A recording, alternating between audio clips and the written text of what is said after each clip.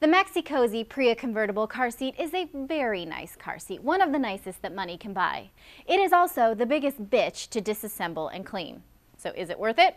Let's discuss.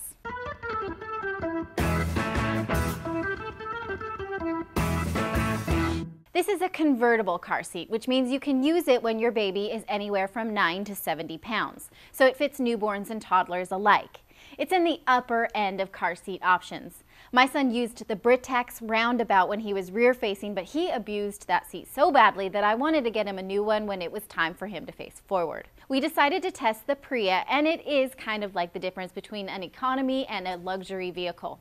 I can't exactly fit my J-Lo in this seat, but I can tell by just looking at it that it is far more comfortable for my little ones. One great feature of this seat is the ease of reclining it. Most seats make you fight with a release lever up front.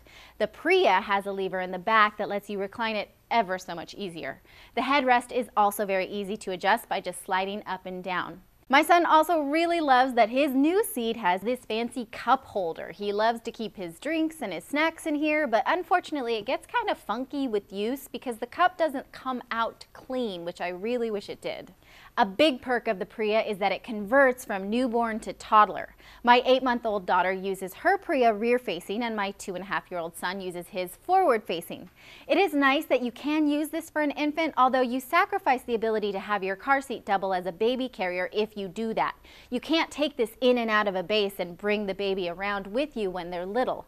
I wouldn't give that up, but this could be a good option for a secondary vehicle that the baby doesn't always ride in, maybe like daddy's car. Changing the configuration from newborn to infant is easy, but changing from rear-facing to forward-facing is not. It took me far too long to figure out how to adjust these car seat latches from rear to forward-facing, and the written instructions were not at all clear. What they were trying to say is that the car latch has to go through these holes if your child is forward-facing and these holes if your child is rear-facing. Problem is, the straps are permanently connected inside the seat, so moving them through is tough and the instructions are pretty piss poor. When I adjusted my daughter's, I did so in the snow, and I was so frustrated and confused that I nearly pulled an Office Space on this. The worst part of this seat is cleaning it. My son is potty trained, but he's had a few accidents in his Pria.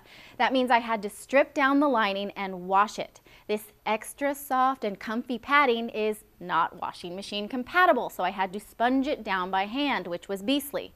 Then it must air dry, which takes forever, more than a day, which makes your life impossible because how can you go without your car seat for an entire day? It is also an absolute bitch to wrestle this seat cover back on once it is clean and dry. I pinched my fingers, I was sweating, I hated life.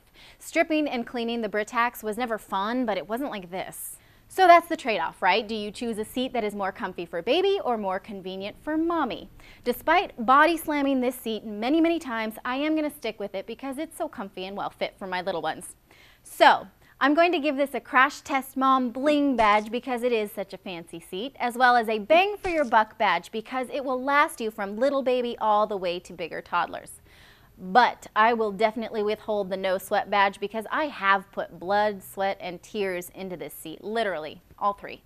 Stay tuned to Crash Test Mom for more on car seats, and if you have questions or comments, email me at Natali@crashtestmom.com.